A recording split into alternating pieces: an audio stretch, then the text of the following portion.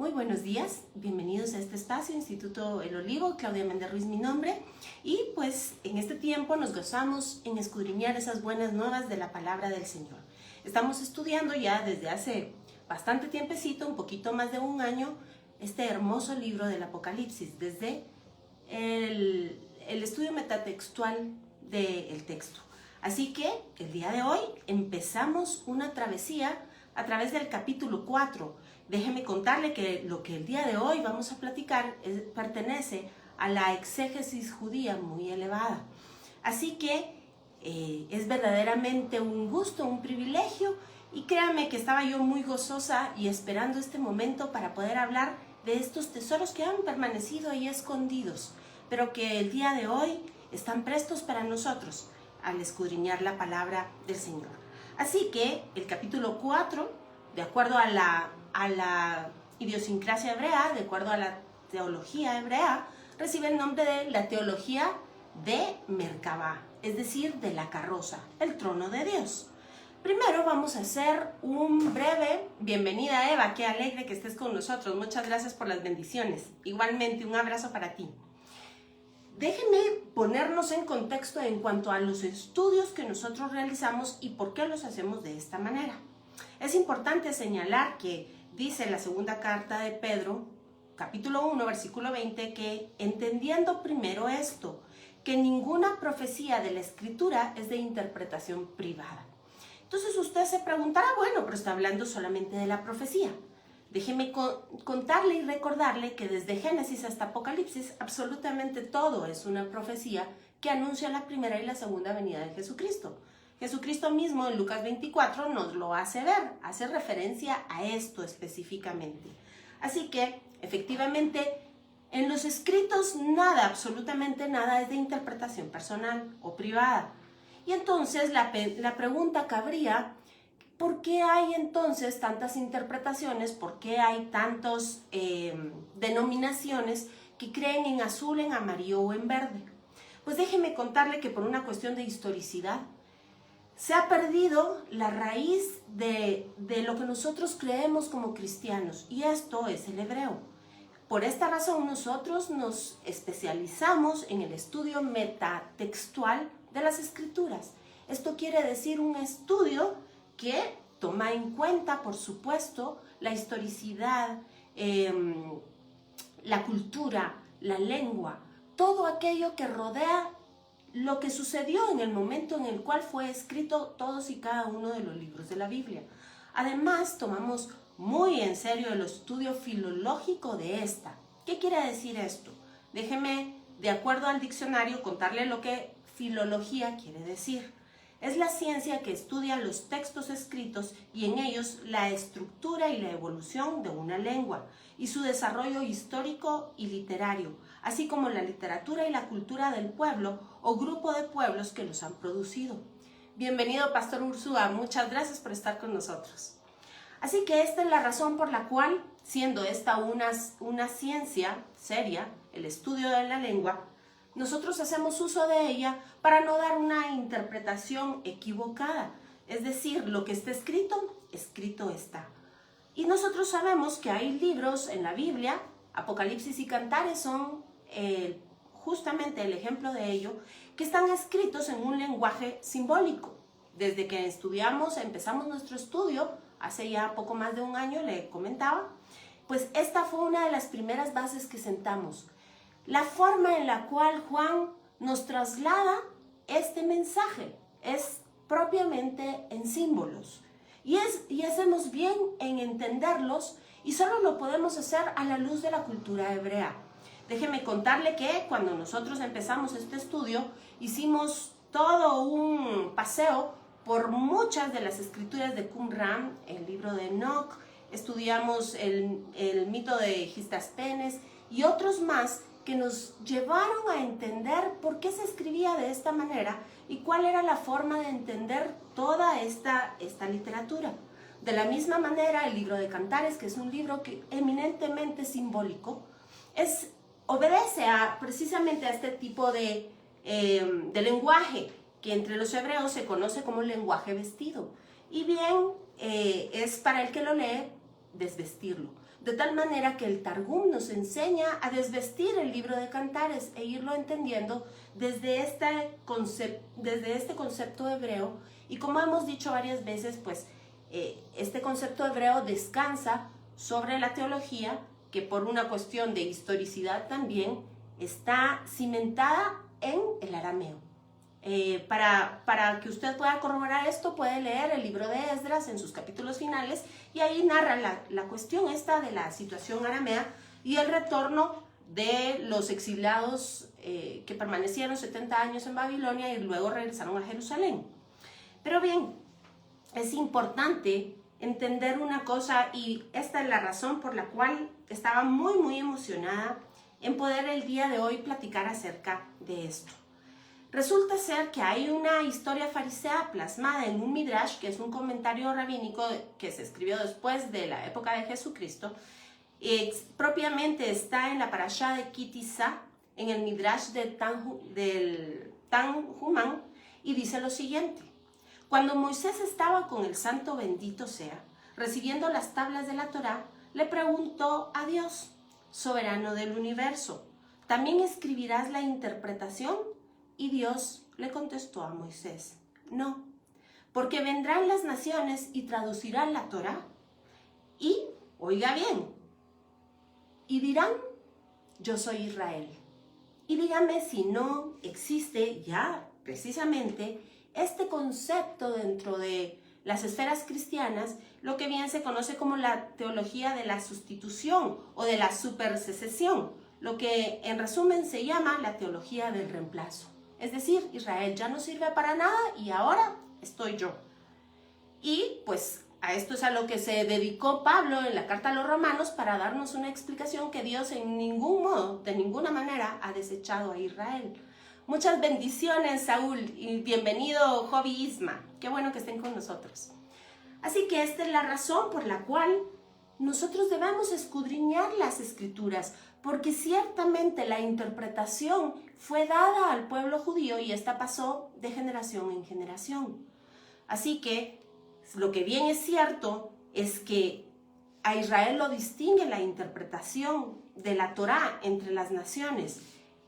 Y es importante que nosotros entendamos que aunque estos escritos se mantienen no escondidos, porque incluso están en Google, pero son inaccesibles debido a que muy poca gente habla hebreo, poquísima gente más habla hebreo bíblico y mucho menos gente habla arameo. Así que todos estos escritos están, valga la redundancia, escritos en esos idiomas, y pues no ha existido el interés o la capacidad tanto de las personas que hablamos en castellano para traducirlo, ni tampoco del pueblo hebreo de dárnoslo a conocer.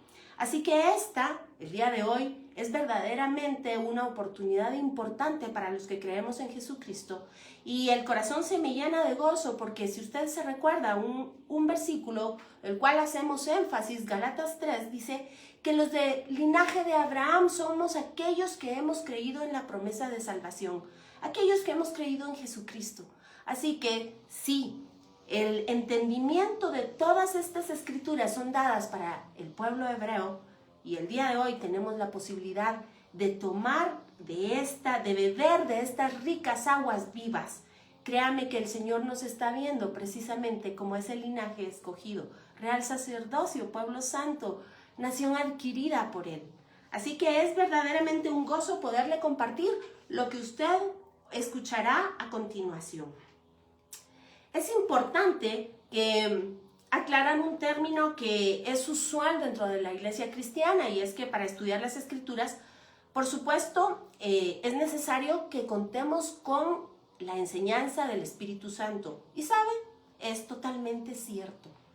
Por supuesto que no podemos entender las Escrituras si no tenemos el espíritu de poder, como lo hemos platicado, y tal como lo dice el libro de Efesios, la carta a los Efesios, que nos enseñe y nos lleve a toda verdad. Por supuesto, así es. Pero es importante también entender que debemos conocer las intimidades propias de la cultura, los hebraísmos, es decir, la lingüística propia. Porque si no sucede esto, no tenemos cómo fundamentar, y oiga bien, de manera inteligente y lógica los preceptos que vamos descubriendo. Pablo mismo asentaba toda su doctrina en el entendimiento lógico de la palabra. Es por ello que es importante entender que nosotros como pueblo que nos hemos sumado a ese olivo por pura misericordia, no podemos sacar de contexto las escrituras. Debemos de meternos en esos zapatos para poderlos entender. Y yo quisiera hablarle precisamente de un término que se utiliza mucho en Estados Unidos. Pero si usted no conoce que es una cuestión cultural, no va a entender de qué se trata, y es la expresión Black Friday, es decir, Viernes Negro. Si yo le digo a usted Viernes Negro, no tiene ningún sentido. ¿Acaso los días son de colores?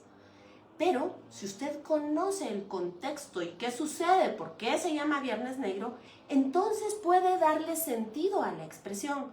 Es exactamente lo mismo que sucede con los hebraísmos, con el lenguaje vestido, con lo que nosotros tenemos delante en el libro de Apocalipsis y otros libros de la Biblia. Así que cuando se escribió este Midrash, es importante entender, y me refiero acerca de la interpretación de las escrituras, es importante entender también a quien lo escribió y la forma o la razón por la cual escribió. Y es que en ese momento histórico, la Iglesia Católica, usted recordará, que ya estaba muy bien asentada, un par de siglos, bueno, bastantes siglos después de Jesucristo, y entonces estaba eliminando todo aquello que tenía que ver con los judíos. Así que es importante entender que cuando se escribió esta parashá de este Midrash, precisamente este era el contexto, y se estaban ya fraguando las cruzadas, que era en sí un intento por quitarle toda la tierra a sus propietarios por derecho, al pueblo de Israel, para, con un fin comercial, apropiarse de ellas. Así que es importante que tengamos todas estas cosas en mente para poder hacer un estudio metatextual del lenguaje. Como le decía, este metalenguaje ha permanecido inaccesible a nosotros y verdaderamente es una bendición poder accesar hacia él. La semana pasada estuvimos platicando, y muchísimas gracias por todos sus comentarios, por todo lo que ustedes me hicieron llegar, tanto en el chat del video como en Messenger, en inbox por privado. El día de hoy quiero compartirles un texto precioso que va a unir la lección de la semana pasada con esto. Muy bien, pues le decía que es gracias al pastor Alfonso Ledesma de Pachuca, México, de la Iglesia El Redil, quien finalmente nos hizo llegar este texto, y usted verá por qué es tan importante. Y dice así, pongan mucha atención por favor. Se llama El manto del Mesías. Y dice, el maestro me llevó a una habitación en la que nunca había estado. Esta es la cámara de las túnicas, me dijo mientras levantaba una tela marrón grande, la cual al principio me pareció que era una manta. Esto es un manto, me dijo, como en el manto del profeta. ¿Y qué es exactamente un manto?, pregunté. Una vestidura, una túnica. Ponga mucha atención, es una vestidura, es una túnica. Y aún así, más que eso, el manto representa el llamado, el encargo, el ministerio y la unción de Dios. Antes de que Moisés ascendiera al monte Nebo, al final de su ministerio, impuso sus manos sobre su discípulo Josué, y el Espíritu de Dios cayó sobre él junto con el manto, la autoridad de Moisés. Cuando Elías ascendió a Dios, al final de su ministerio, dejó caer su manto a tierra. Su discípulo Elías lo recogió y el espíritu de Elías cayó sobre él. ¿Puede ver el patrón? Sí, dije yo. En cada caso, el hombre de Dios está a punto de terminar su ministerio terrenal y en cada caso asciende a Dios. En cada caso, la ascensión y la consumación del ministerio están unidos al traspaso del manto. Sí, dijo el maestro. Ahora bien, ¿qué sucedió al final del ministerio del Mesías en la tierra? Como Moisés, él ascendió a un monte, y como Elías, él ascendió al cielo. Como como con los dos, sus discípulos estaban presentes en la partida, pero ¿dónde está el manto? Todos los otros elementos del patrón están presentes, pero ¿dónde está el manto del Mesías? ¿Sobre quién cayó? Nunca lo he pensado. Parece que el manto del Mesías está perdido. La respuesta, dijo el maestro, es esta. El manto del Mesías es demasiado grande para caer sobre una sola persona. Nunca puede caer sobre un solo discípulo, solamente puede caer sobre todos. Cuando los mantos de Moisés y de Elías cayeron, el Espíritu de Dios vino sobre sus discípulos. ¿Y qué sucedió después de que el Mesías ascendió a Dios? El Espíritu de Dios cayó sobre sus discípulos el día de Pentecostés. ¿Y qué es lo que fue otorgado aquel día junto con el Espíritu? El manto del Mesías. ¿A quién se le da? A sus discípulos, a todos ellos. Mire, a todos se nos da una parte del manto del Mesías, y en su manto es donde se encuentra nuestro llamado y ministerio. Y si somos partícipes de su manto, entonces también somos partícipes de su unción, porque con cada llamado Dios da la unción para llevarlo a cabo. Así que encuentre su lugar y su ministerio en ese manto, pues su llamado solo puede cumplirse en el manto del Mesías. La misión: hoy tome su manto plenamente en el Mesías y por el poder y la autoridad del Espíritu pase a llevar a cabo su elevado llamamiento. Esto está basado en Deuteronomio 31 del 7 al 8, Deuteronomio 34, 9, Primera de Reyes 19, 9 y Hechos 2 del 1 al 4. Tomando esto en mente, entonces, dejémoslo ahí un momentito, dejémoslo descansar y vamos a irnos introduciendo entonces en este cuarto capítulo de Apocalipsis, que trae unas sorpresas con sabor a miel. Déjeme ubicarme en mi lectura y comenzamos. Muy bien, entonces empezaremos. Por favor, si usted tiene a mano sus escrituras, sígame con la vista y yo voy a leer el capítulo 4 para que sepamos de qué estamos hablando. Así dice, capítulo 4 de Apocalipsis. Después de esto miré y he aquí una puerta abierta en el cielo. Y vea que dice después de esto. Lili, un abrazo fuerte, bendiciones, bienvenida. Y la primera voz que oí, como de trompeta, hablaba conmigo. Dijo, sube acá y yo te mostraré las cosas que sucederán después de estas.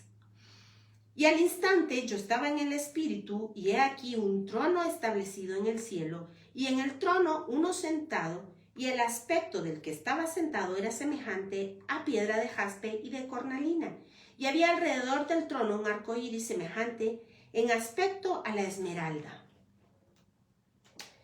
Y alrededor del trono había 24 tronos, y vi sentados en los tronos a 24 ancianos, y vestidos de ropas blancas con coronas de oro en sus cabezas. Y del trono salían relámpagos y truenos y voces, y delante del trono ardían 7 lámparas de fuego, las cuales son los 7 espíritus de Dios. Y delante del trono había como un mar de vidrio semejante al cristal. Y junto al trono y alrededor del trono 4 seres vivientes llenos de ojos delante y detrás. El primer ser viviente era semejante a un león, el segundo era semejante a un becerro y el tercero tenía rostro como de hombre, y el cuarto era semejante a un águila volando. Y los 4 seres vivientes tenían cada uno 6 alas y alrededor y por dentro estaban llenos de ojos. Y no cesaban día y noche de decir, Santo, Santo, Santo es el Señor Dios Todopoderoso, el que era, el que es y el que ha de venir. Y siempre que aquellos seres vivientes dan gloria y honra y acción de gracias al que está sentado en el trono, al que vive por los siglos de los siglos, los 24 ancianos se postran delante del que está sentado en el trono y adoran al que vive por los siglos de los siglos y echan sus coronas delante del trono diciendo, Señor, digno eres de recibir la gloria y la honra, el poder, porque tú creaste todas las cosas y por tu voluntad existen y fueron creadas. Y yo me imagino que usted al leer este último verso, si trae a colación todo lo que hemos estado escribiendo y estudiando acerca de quién fundó los cielos y la tierra, sabrá que el que está sentado en el trono es Jesucristo. Pero vamos a ir poco a poco estudiando palabra por palabra, línea sobre línea, como dice Isaías, este hermoso texto. Si usted nos ha acompañado ya a lo largo de todo este año, recordará que ya hemos tratado el tema de la teología de la Merkabah, es decir, del trono de Dios. Si en caso no lo ha hecho, yo le sugiero que pueda buscar ese video y poderlo ver, porque ahí hay un estudio exhaustivo del primer capítulo del libro de Ezequiel que verdaderamente nos deja con la boca abierta. Es impresionante y hermoso. Así que si usted tiene la oportunidad, yo verdaderamente le sugeriría que lo pueda ver, se va a gozar con ese estudio. Pero hoy vamos a seguir sobre esa base y además vamos a estudiar una revelación verdaderamente impresionante acerca de lo que está aquí descrito, que hemos oído, quiénes son los seres vivientes, que hemos escuchado acerca de los ancianos, que hemos escuchado tantas cosas acerca del trono de Dios, pero hoy nos pondremos los zapatos de toda esa exégesis judía, que como bien le platicaba hace un momento a una muy amada amiga, la pastora Ovalle, es verdaderamente alta exégesis judía, lo que el día de hoy vamos a platicar. Pastor Salvador Flores, qué gozo tenerlos por aquí. Un abrazo fuerte para usted y la pastora Isabelita. Así que, síganme por favor la lectura y vamos a empezar a descubrir estos tesoros verdaderamente portentosos que el Señor tiene para nosotros. Vean, por favor. Dice en el capítulo 4, después de esto, es decir, de todo lo que ya hemos estudiado, que nos ha llevado un buen tiempo, recuérdese usted que en el capítulo 1 hay un preámbulo, hay una introducción y se nos habla de quién es Jesucristo y que este libro precisamente es una revelación de Él mismo y que nos lo da a través de Él mismo.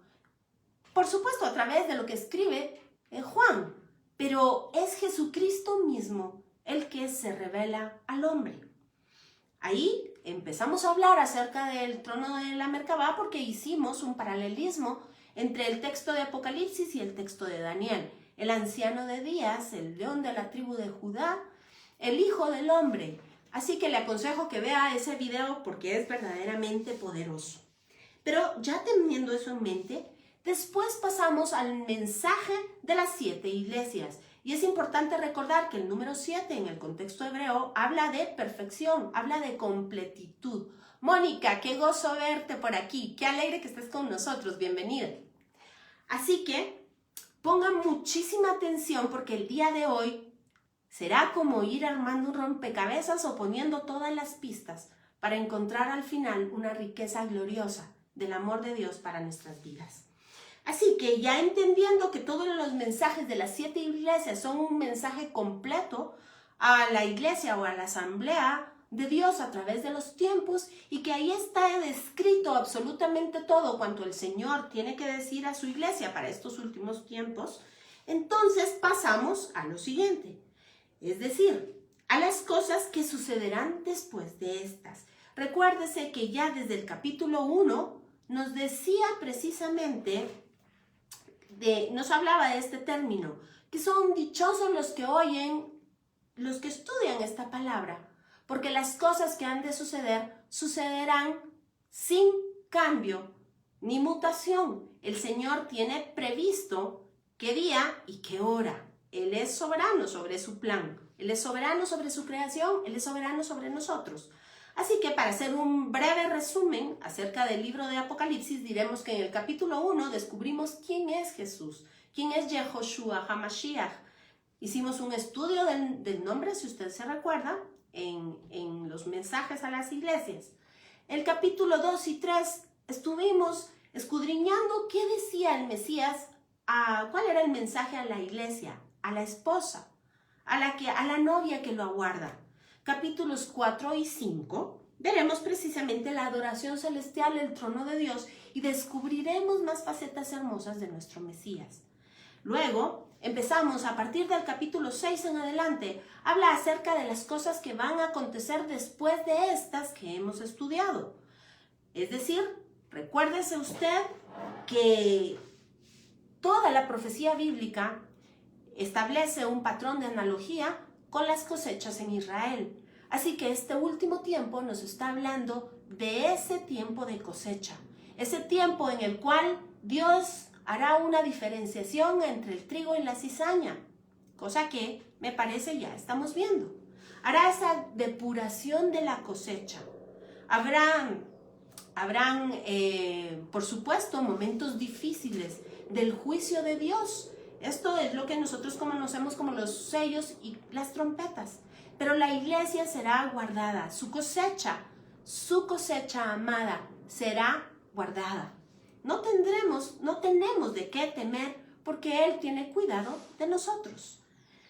Si seguimos caminando en este resumen del libro de Apocalipsis, diremos que habrán en esos lapsos, en esos capítulos, habrán ínterim y habrán paréntesis, habrán regresos y explicaciones, pero en todos ellos siempre se hará un énfasis acerca de quién es nuestro Mesías Jesucristo y qué relación tiene con lo que está sucediendo descrito en ese capítulo precisamente.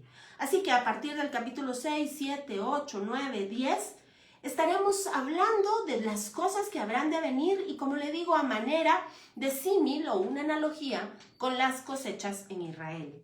Luego, en el capítulo 11 habrá un paréntesis y, como le repito, en cada avance habrá una explicación y un énfasis acerca de quién es Jesucristo. Luego, a partir del 12, empezaremos pues a digerir acerca de todos estos juicios en la tierra para finalizar este libro con la promesa de redención. Y de eso seguramente no podremos hablar el día de hoy en estos versos, sino que lo dejaremos para la próxima o un par de semanas más, porque entenderemos que hay varias palabras que se traducen al español como redención, pero vamos a hablar específicamente de una. Y vamos a hablar de una que tiene mucha relación con los sacrificios, así que por favor ponga mucha atención el día de hoy, porque encontraremos en los sacrificios levíticos sombras proféticas de esa redención final. Así que habiendo hecho ya un preámbulo de nuestro estudio, bienvenida mi Claudita de Ovalle, pastora preciosa, que el Señor te bendiga. Empezaremos entonces a discernir acerca de estos primeros versos del capítulo 4. Dice, sube acá y entra, le dicen a Juan. Se está hablando de una visión. Juan no sube al cielo, sino que inmediatamente Juan describe que está en el Espíritu. Toda esta visión tiene una relación directa. Está un fundamento en la literatura judía de la teología, como le explicaba, de la Merkabá. Es decir, Merkabá quiere decir carroza y en el arameo quiere decir quise de Malcá. Y es importante que manejemos estos términos porque, como usted ya tiene en su dominio, la teología hebrea descansa fundamentalmente en el arameo. Así que hoy haremos un estudio basados en el hebreo. Y tocaremos algunos rayitos de luz a través del arameo. Así que, continuemos. Dice, esta teología de la Merkabá se deriva acerca de lo que está descrito en Ezequiel capítulo 1, que está mayormente explicado y en Apocalipsis lo acabamos de leer de una manera más resumida. Pero, prosigamos. Le voy a leer entonces el versículo 4 y dice, después de esto miré y he aquí una puerta abierta en el cielo. Es el versículo 1 del capítulo 4. Y la primera voz que oí, como de trompeta hablando conmigo, dijo, sube acá y yo te mostraré las cosas que sucederán después de estas. Al instante estaba yo en el Espíritu. Vea usted que no sube al cielo, sino es un hebraísmo. El sube acá es métete en el Espíritu, de eso se trata. Y le dice, Juan nos dice, estaba yo en el Espíritu y he aquí, oiga bien, un trono establecido en el cielo. Ya sabemos que cuando nos habla del trono de Dios, el trono establecido en el cielo, está hablando de la Merkabá, del quise de Malcá. Y en el trono, uno sentado. Y quiero comenzar por aquí. ¿Cuántos tronos? 1. ¿Cuántos sentados? 1. ¿Y acerca de qué termina el versículo 11? Dice, Señor, digno eres de recibir la gloria y la honra y el poder, porque tú creaste todas las cosas y por tu voluntad existen y fueron creadas. Y esto claramente habla de Jesucristo. Colosenses dice que todas las cosas fueron hechas por Él, para Él y por medio de Él. Y aquí, en este tiempo de estudio, lo hemos descubierto desde varios puntos de vista, desde la exégesis hebrea, de acuerdo a la lingüística. Lo hemos visto haciendo una hermenéutica o una serie de cruce de versos. Además, lo hemos visto desde las letras hebreas y lo hemos visto desde los números. Jesús es Dios, es el único Dios del cual anuncia Deuteronomio 4:6. Así que no nos queda duda, el que está sentado en el trono es Jesús. Ahora continuamos. ¿Qué quiere decir trono? Pues como le vuelvo a contar, en el hebreo se dice Merkabah y la traducción puntual y exacta sería carroza. Si usted se recuerda y hace memoria de justamente Ezequiel, habla de las ruedas. Y hoy vamos a descubrir qué son esas ruedas. Pero en la exégesis hebrea del arameo se llama Kiseh de Malká. Pero en el griego, porque recuérdese usted que Juan escribió en griego kiné. Esto es pensamiento hebreo escrito en griego. Así que la palabra que utilizó es Zronos. No sé si se pronuncia así porque no hablo griego, pero usted lo puede buscar en el diccionario Strong bajo el número 2362 en la parte griega. Y esto quiere decir asiento, destacado, trono. Pero ponga mucha atención, por implicación quiere decir poder o potentado. Así que entendiendo que Apocalipsis es un libro de símbolos, hacemos bien en entender que no siempre estamos hablando de una manera literal. Es una manera literal y además una manera, sobre todo, una manera simbólica de entender. Cuando Dios nos está hablando acá, cuando Jesús está revelando su trono, está revelando su poder. Así que dice que hay uno sentado en ese poder. Es su poder, digno eres tú de recibir toda la gloria, toda la honra y el poder. Versículo 3, y dice, el aspecto del que estaba sentado era semejante a piedra de jaspe y de cornalina, y había alrededor del trono un arco iris semejante en aspecto a la esmeralda. Si se recuerda, ya platicamos de esto en Éxodo 20. Luego, versículo 4 dice, y alrededor, y si usted se va a la versión interlineal del griego, cuando se traduce al español, alrededor dice rodeado en forma circular. Del trono había 24 tronos, y vi sentados en los tronos a 24 ancianos vestidos de ropas blancas con coronas de oro en sus cabezas.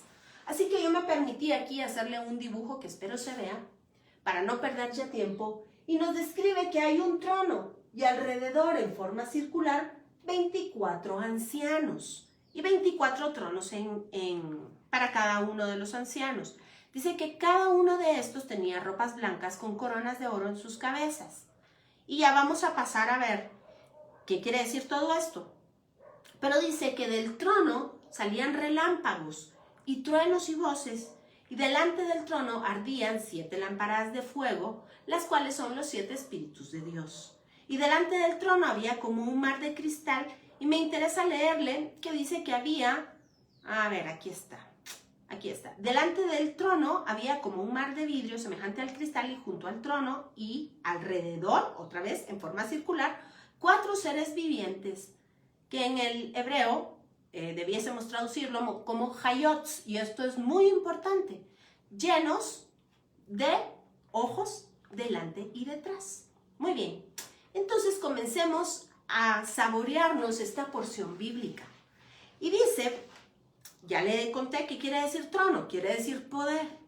Pero ahora véngase conmigo y veamos como estos 24 ancianos que rodeaban el trono de una forma circular, los 4 seres vivientes que también rodeaban el trono de una forma circular, tienen un significado hermoso.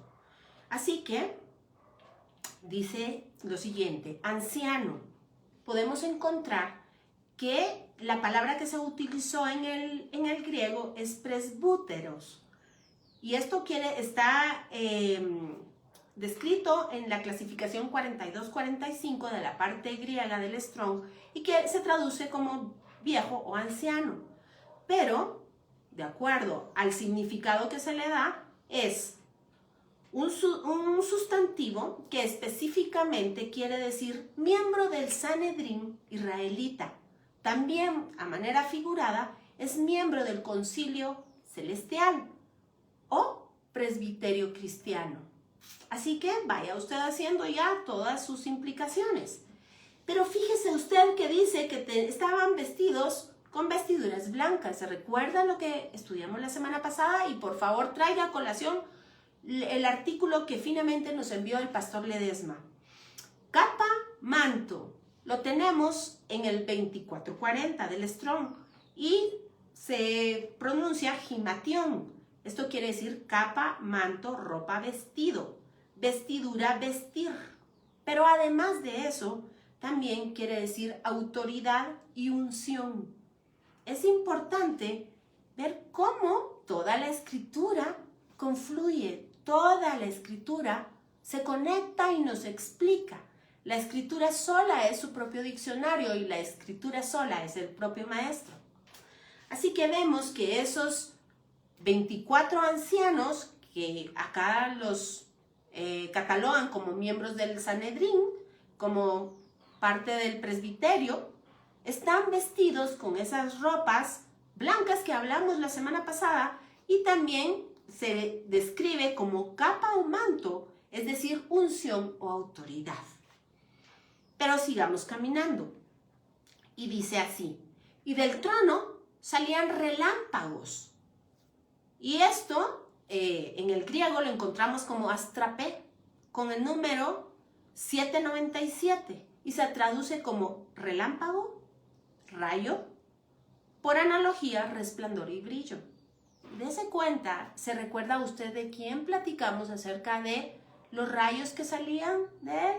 El resplandor de su gloria, que era la imagen misma de su sustancia, Hebreos 1:2. Así que, ¿de quién nos está hablando esta revelación del trono de Dios? Pues precisamente de Jesucristo. Está hablando de estos rayos de luz que salen del trono. Este resplandor, este brillo, esta gloria. Y dice que además salían truenos y voces delante del trono ardían 7 rujots, 7 menorots o lámparas de fuego, que sabemos que son como las menorá, las cuales son los 7 espíritus de Dios. Estos sí son los rujots. Y además de estos ya hablamos cuando estudiamos Apocalipsis 1, usted los puede encontrar del versículo 4 al 6. No voy a parar, pero si usted se perdió del estudio del primer capítulo, también está grabado precisamente para que pueda entrar en el contexto de todo lo que estamos acá estudiando. El versículo 6 dice: y delante del trono había como un mar de vidrio semejante al cristal, y junto al trono y alrededor del trono 4 seres vivientes, los hayots. Importante, palabra importante. Llenos, es decir, 7, el número 7 es la plenitud. Están llenos, completos, hecho perfecto, de ojos delante y detrás. El primer ser viviente era semejante a un león, el segundo era semejante a un becerro, y el tercero tenía rostro como de hombre, y el cuarto era semejante a un águila volando. Recordemos que en el contexto hebreo, cuando se habla acá de ojos, el simbolismo es, a manera figurada, lo que es visible, es decir, lo que salta a la vista, lo que es evidente. Así, en el Antiguo Testamento hay un ejemplo claro, cuando dice: ustedes han venido a ver el ojo de la tierra. La tierra no tiene ojos, es decir, lo que es evidente de la tierra. Jesús mismo dijo, si tu ojo es malo, es decir, si lo que ven de ti es malo, ¿cuánto más mal hay adentro tuyo? Es decir, lo que está en el interior, lo que sale a la vista es lo evidente. Y pues precisamente hay una letra hebrea que nos habla de eso. Así que debemos entender que cuando dice acá que las criaturas, los hayots, están llenos de ojos, es decir, tienen 7 ojos, no está hablando de un concepto de alienígenas o de seres, no sé, monstruosos o desfigurados. No, todo esto es un simbolismo que nos explica que lo que está en el trono es la revelación, lo que podemos saber, lo que es evidente de Dios. Pero ¿qué es lo evidente de Dios? Y con esto quiero que usted recuerde cuando nosotros estudiamos acerca del nombre. El nombre es la fama por la que es conocida la persona. ¿Se recuerda usted que en Éxodo Moisés le dijo al Señor, sí, pero ¿de parte de quién les digo que voy? Porque en el contexto hebreo, si algo o alguien no tiene nombre, no existe. Así que la fama es el nombre. Y la fama es por lo que te conocen, es lo que tú haces. Es lo que es evidente de ti. Eso es el nombre. Así que cuando estudiamos, todo lo que estudiamos acerca de los nombres, que están también ahí, creo que son 8 videos, acerca de del nombre, cómo Dios se fue revelando y revelando hasta que llegamos al nombre que es sobre todo nombre. Y este nombre es Yehoshua HaMashiach, es decir, la salvación de Dios. Ese es el nombre que nos es dado a los hombres, revelado para que en él haya salvación. Este es el que llamamos el nombre nuevo en Apocalipsis. Y haga por favor ahora todo un cruce de ideas para entender esto que vamos a ver en un momento.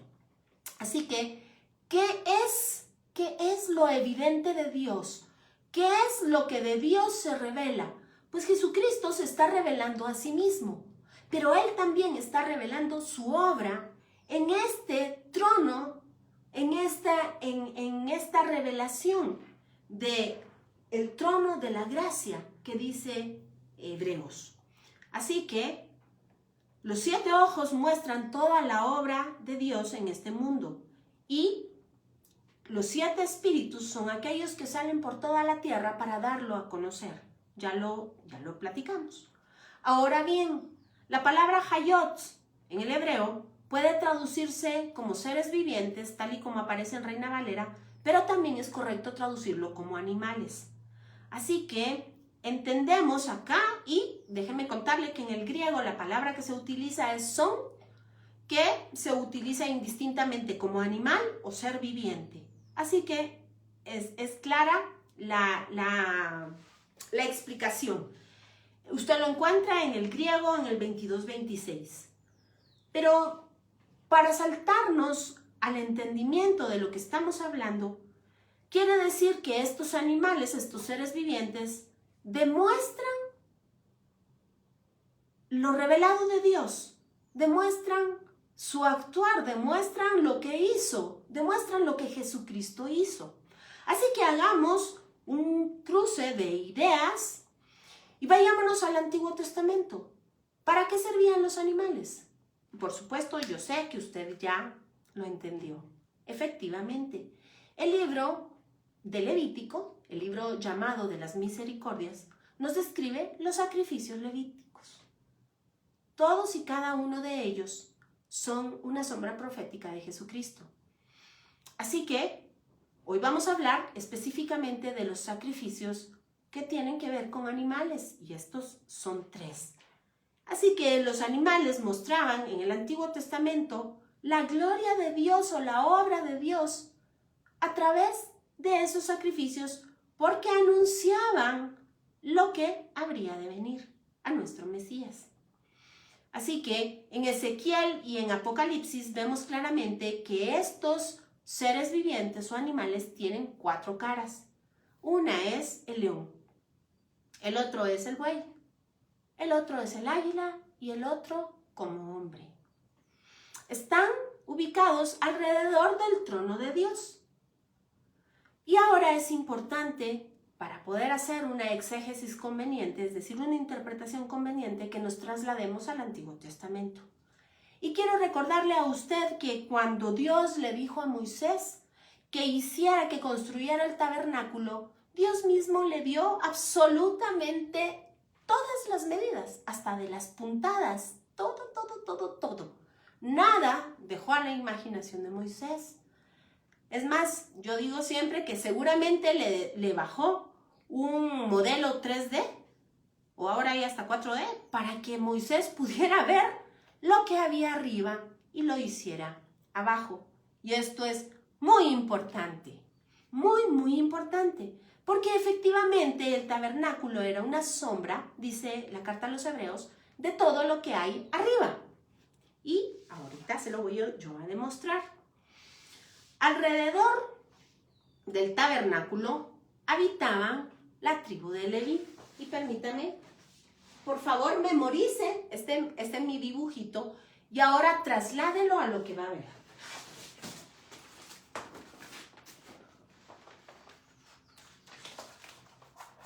Vamos a ver si se mira ahí.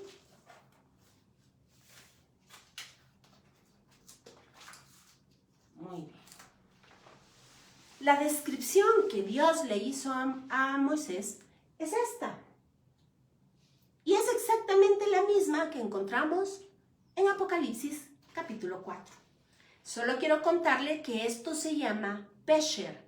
Y Pesher es una técnica de exégesis judía muy elevada. Y quiere decir darle un sentido simbólico o dar una explicación a todo lo simbólico de lo cual hablaba el Antiguo Testamento.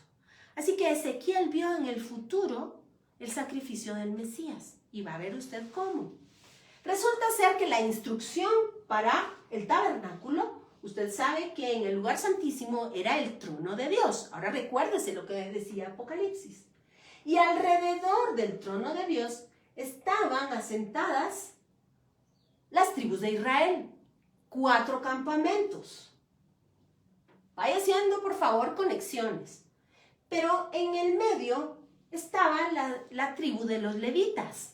Aquí habitaban, y los levitas usted sabe que son la tribu de sacerdotes. Y además, ahí estaban también los sumos sacerdotes, los hijos de Aarón. Y estaba, por supuesto, Moisés. Así que vea usted qué cosa más hermosa. Y vayamos haciendo entonces un recuento. Los levitas estaban alrededor del trono de Dios. Posteriormente estaban todas las tribus asentadas en 4 campamentos. Así que, vea usted, dice permítame, le voy a dar Primera de Crónicas 24, usted puede leerlo por favor, se explica cómo las tribus de los levitas fueron luego clasificadas en 24 clases sacerdotales. Y los 4 campamentos agrupaban cada uno de estos 3 tribus, para un total de 12, son la figura precisamente de los seres vivientes. Así que los 24 ancianos representan las 24 clases sacerdotales y cada una de las tribus o cada uno de los campamentos obedece, y esta es la analogía. Cada una de esos asentamientos asentamientos de las tribus debían presentar estos 3 sacrificios que están descritos en Levítico, y cada uno debía de presentarlo, las aves, los corderos y los toros. Usted puede registrarlo y ver y escudriñar en Levítico, cada uno de ellos. Cada tribu también tiene un banderín que habla específicamente de esto. Así que en los sacrificios de las aves reciben el nombre de Yonim. El de los corderos, Son, y el de los toros, Bacar. Ahora bien, trasladémoslo al panorama de Apocalipsis. Y podemos ver precisamente el trono de Dios, los 24 ancianos y entonces las tribus que ofrecían los 3 sacrificios descritos en Levítico. Ahora bien, ¿por qué entonces allá se nos habla de águila, de toro y de hombre? Y la explicación es la siguiente. Déjeme que le lea. Los antiguos explicaron que en este lenguaje vestido, refiriéndose a Ezequiel, la interpretación dice que Ezequiel vio el futuro y vio el sacrificio del Mesías, que favorecía a los 4 seres vivientes, es decir, a las 4 asociaciones de tribus, por decirlo de alguna manera, a los 4 campamentos de Israel. Esto estaba descrito desde antes en el Talmud y en el Zohar, que se escribió en el siglo I después de Cristo. Es decir, en el entendimiento judío, esto que yo le estoy explicando a usted era parte de su diario vivir. Cuando ellos ofrecían sacrificios, ellos sabían que estaban apuntando a lo que estaba por venir. El sacrificio del justo, por supuesto, no se celebraba, no se hacía, ¿verdad? Es decir, la cara del hombre, que representa el sacrificio de un hombre. Pero ellos sabían que vendría un momento determinado en la historia en la que aparecería ese justo que perfeccionaría a todas las tribus de Israel y, por supuesto, daría completitud, si es correcta la palabra, a todos los sacrificios que se presentaban en el tabernáculo. Todo esto está descrito en el Sanedrín 96 al 98. Así que cuando habla del sacrificio del justo, está hablando del sacrificio del Mesías. Así, la maximización de los sacrificios descritos en Levítico se resuelve de la siguiente manera. El sacrificio de las aves es el águila que está descrito en Ezequiel y en Apocalipsis. La maximización de los corderos es el toro. La maximización del toro es el león. Y por supuesto, el anuncio que estaba hecho desde siempre del sacrificio del justo, el sacrificio de Adán, es el sacrificio de Mashiach, el postrer Adán. Y es a esto a lo que se refiere precisamente Pablo en la carta a los Romanos, el postrer Adán. Por eso es tan importante que podamos estar y entender este lenguaje metatextual, esta riqueza cultural que el pueblo judío ha traído desde los tiempos inmemoriales con Moisés y que se fue escribiendo ciertamente hasta después de la venida de Jesucristo y se fue recopilando y recopilando. Y es a esto a lo que yo me hacía referencia al inicio de nuestro estudio del día de hoy, que tristemente no está a nuestro alcance debido a la dificultad de la lengua. Es importante entonces entender que el pueblo judío entiende que el postrer Adán, el Adán Carmón, estaba descrito, es decir, el Adán celestial, porque es por esto que Pablo describe, por su conocimiento, mi justo, mi siervo justo, justificará a muchos. Es de ahí de donde nace esta frase. Es importante que nosotros sepamos que la sombra de este sacrificio del siervo justo estaba descrito desde Abel. Y es por eso que dice, la sangre de nuestro Mesías clama de manera mejor, más eficaz, pertinente, perfecta que la sangre de Abel. Y vea usted entonces la analogía. El hermano mata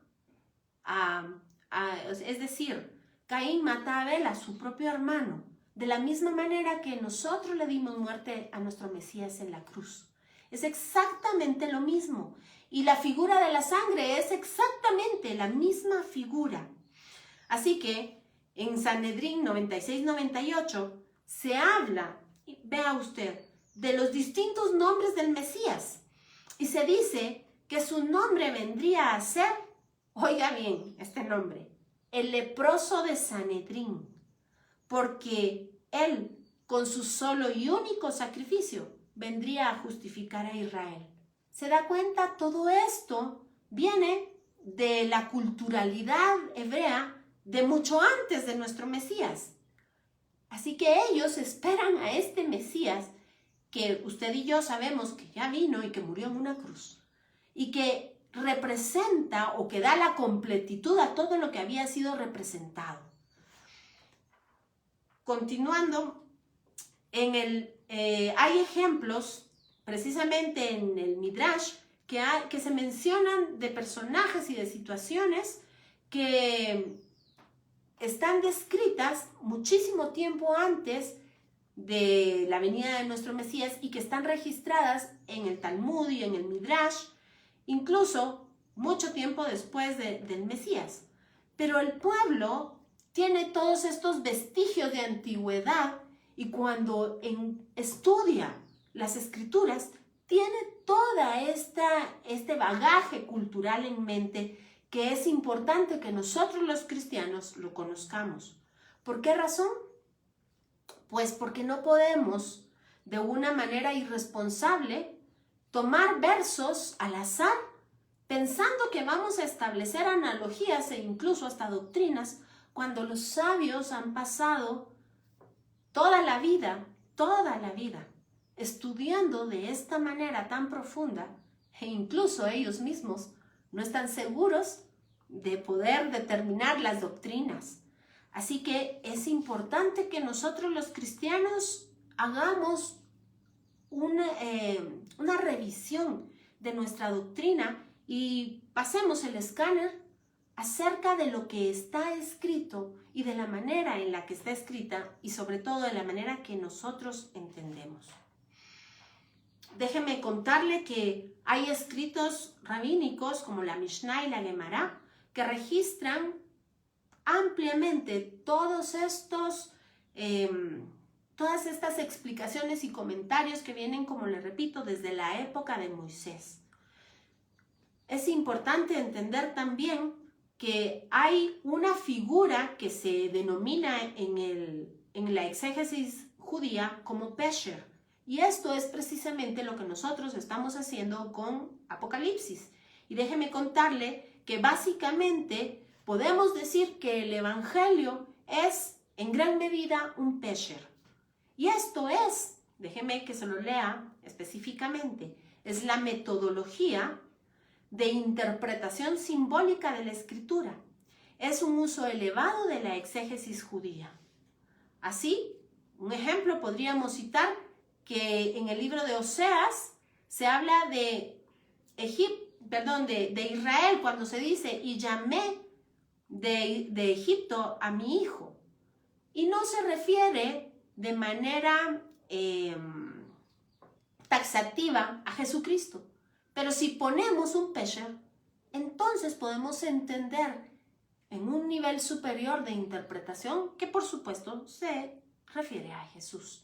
De la misma manera, y esta es la razón por la cual los judíos cuando leen Isaías no le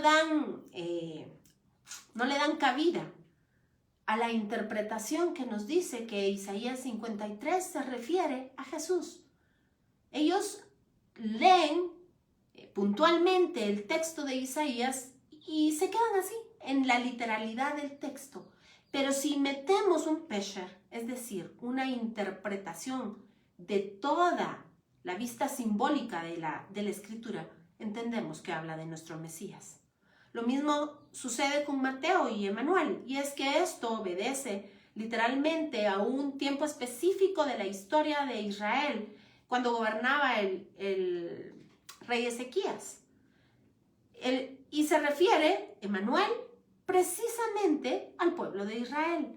Pero con un pesher vemos en Mateo que una mujer dio a luz a un hijo varón y le pondrá por nombre Emanuel, o Dios con nosotros. Así que podríamos seguir hablando de una serie de referencias en la Biblia en donde se establecen estas formas de exégesis hebrea que nos dan una mejor explicación, una acertada explicación de lo que los antiguos tienen como un tesoro muy, muy especial. Así que vamos a continuar. Vamos a ver. Bueno, es importante entender entonces que todo esto que estamos hablando es eso, es entender esas figuras simbólicas que nos hablan de nuestro Mesías. Y aquí Juan establece un pesher cuando nos dice, hablando de Jesús, el cual nos purificó de nuestros pecados. ¿Sabe por qué? Porque toda la figura del sacrificio levítico era precisamente eso, lidiar con el pecado del pueblo. Y nosotros sabemos que solamente se cubrían estos pecados, no se quitaban. Es solamente con el sacrificio salvífico de Jesucristo que estos pecados desaparecen, absolutamente son borrados por la sangre preciosa del pacto. Pero es importante entender cómo entonces Juan hace un brinco desde el libro de las misericordias, el libro de Levíticos, y nos explica lo que es visible, lo que es revelado ahora en estos seres vivientes, en esos ojos, acerca, lo que nos habla acerca de la obra del Mesías, acerca de su nombre, acerca de su fama. Y a los que creyeron en su nombre, les dio la potestad de ser hechos hijos de Dios. Y si hijos, herederos. El día de ayer en el estudio de Hebreos estuvimos hablando precisamente de la herencia. Y esto hace un marco hermoso para entender cómo recibimos esa herencia. Precisamente en este pesher hermoso, que también lo podemos encontrar en la carta a los Hebreos, porque la carta a los Hebreos explica todo lo que había sido anunciado de manera, de imágenes en Levítico, es descifrado o revelado en esa hermosa carta. El tiempo se me está yendo, pero quiero dejarlo con esto, con estos últimos 3 versos precisamente de Hebreos, para quedarnos con puntos suspensivos hasta la próxima semana y entender cuál es este mensaje de la obra de Jesucristo que nos es revelada en Apocalipsis. Y dice así, Hebreos 1:3, complementa a lo que, o lo podemos utilizar complementando lo que Juan nos ha dicho acerca de la purificación de nuestros pecados hecha por Jesucristo. Y dice, el cual, hablando de Jesús, siendo el resplandor de su gloria, ¿se recuerda usted lo que vimos de los relámpagos y los truenos? Y la imagen misma de su sustancia y quien sustenta todas las cosas con la palabra de su poder, habiendo efectuado la purificación de nuestros pecados por medio de sí mismo, se sentó a la diestra de la majestad en las alturas. Y para que no haya aquí error, recuérdese usted que la expresión la diestra de la majestad en las alturas, en el arameo se dice Kisede Malká. Y esto es una expresión teológica, que no quiere decir que está sentado a la derecha. No, esto quiere decir el cielo. La diestra es el cielo. Así que el trono de la majestad en las alturas o el Kisede Malká está situado en el cielo. Eso quiere decir en el libro de Hebreos, capítulo 1, versículo 3.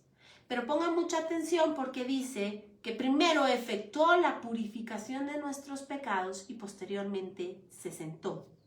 Hebreos 8, del 1 al 2, dice que Jesús es el mediador de un mejor pacto.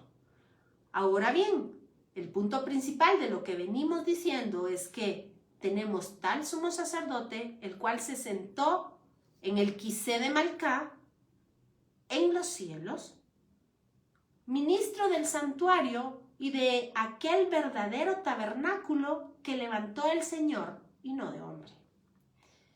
Y luego, en Hebreos 10, versículo 12 dice, pero Cristo, habiendo ofrecido una vez y para siempre un solo sacrificio por los pecados, se ha sentado en el Kisede Malká a la diestra de Dios.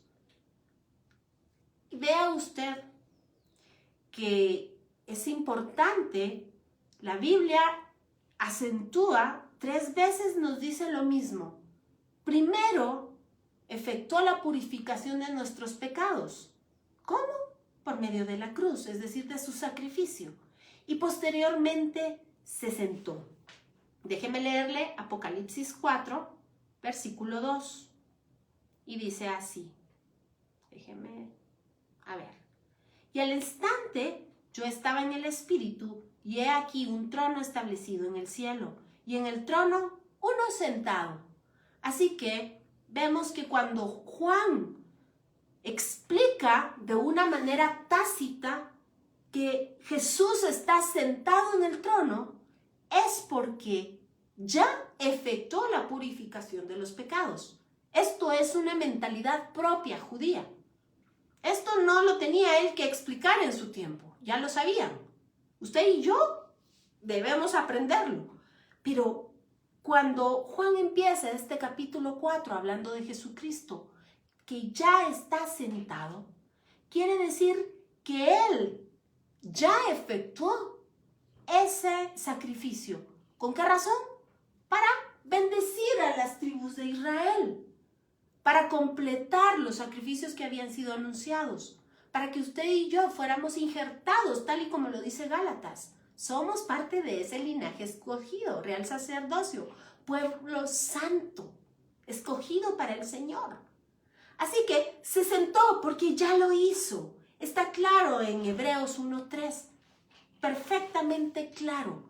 Él hizo la obra y esa es la revelación.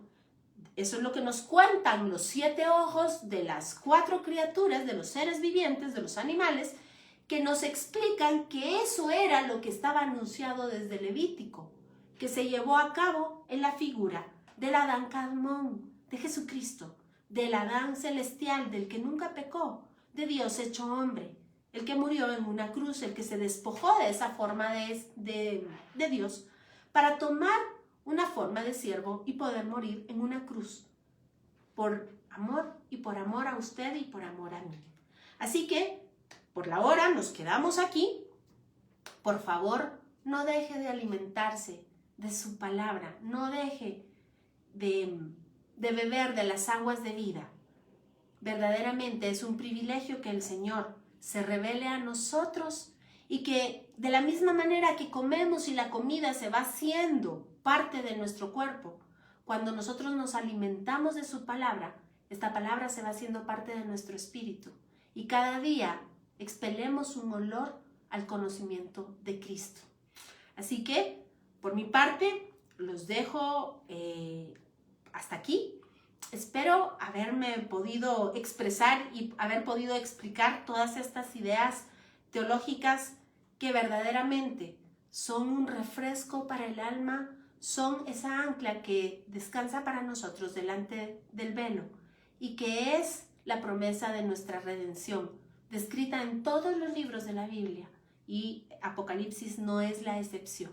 Por eso al final termina con cielos nuevos y tierra nueva, con una Jerusalén celestial, a la cual no podrá nada inmundo ingresar. Solo los que hemos sido lavados con la sangre del Cordero, inscritos en el libro de la vida del Cordero, sellados con el sello precioso de las arras del Espíritu Santo. Así que reciba un abrazo fuerte. Lo espero la próxima semana. Por favor, siga escudriñando estas hermosas escrituras. Que el Señor le bendiga.